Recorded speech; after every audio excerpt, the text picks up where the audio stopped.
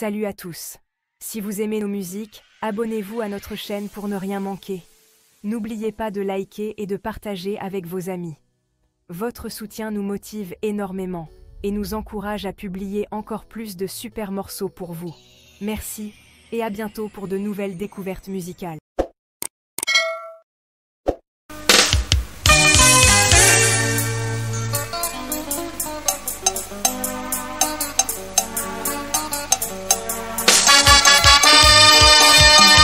Fête de mariage solo.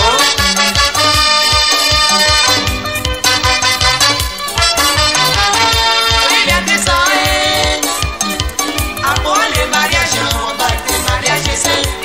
Et qu'on a des chiches, fais-moi jalousie. On y a ma belle chiche, mais ne m'a pas ma belle poumée.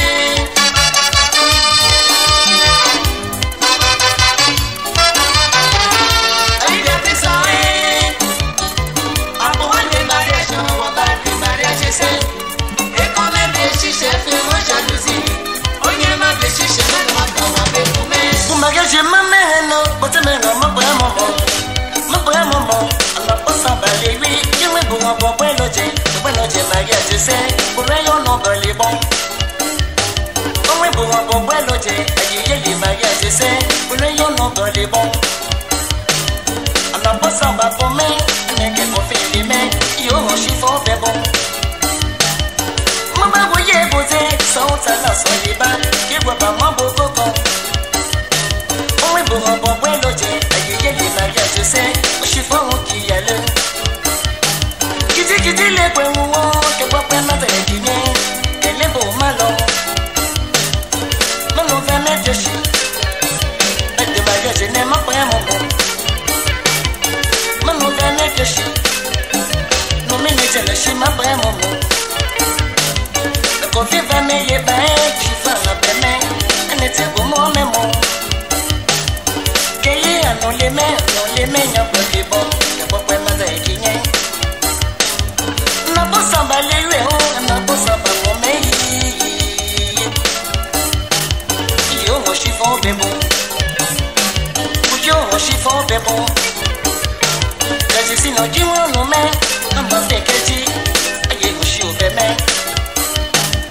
Mettez un bâton, l'anti, y'a un billet, tu peux pour me. Payez comme c'est mis.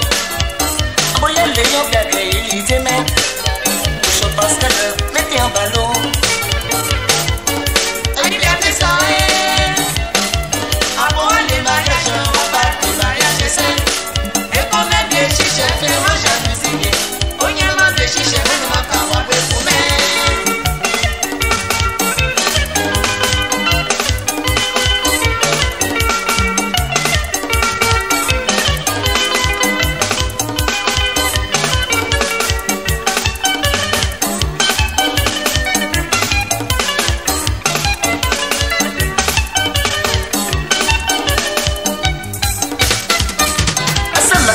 Moi mes bilans, parce que non est de chez mais de yémen l'été.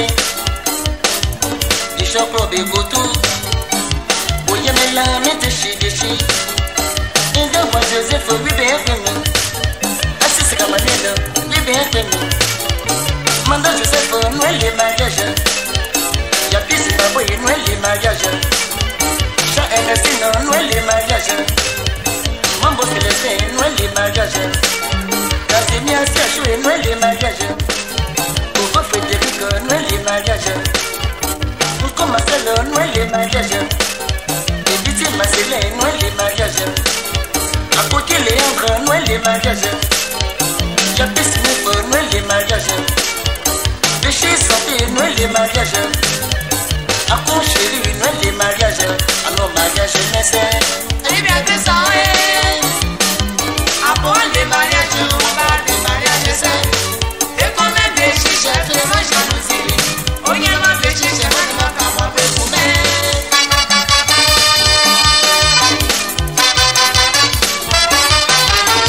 Il y a des années, après le mariage, on va des mariages sains. Et qu'on a des chiches, fais-moi jalousie. On y a ma belle chiche, mais ne m'a pas ma belle poumée.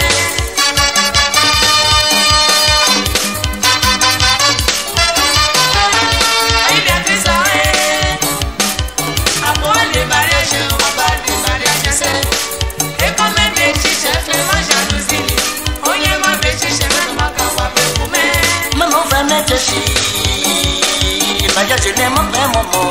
Mon mariage n'est pas où. Oui, bien désolé. Après les mariages, on va les mariages, c'est. Et pas même bien, si chef, moi jalousie. On y a ma bête, chef, même ma cave, pour moi. Maman va mettre chi. Mariage n'est mon vrai moment. Mon mariage n'est pas où. Oui, bien désolé. Après les mariages, on va les mariages, c'est. Et pas même bien, si chef, moi jalousie. On y a ma bête, chef, même ma cave, pour moi. Maman va mettre chi. Mariage n'est mon vrai moment. Allez, jalousie, c'est.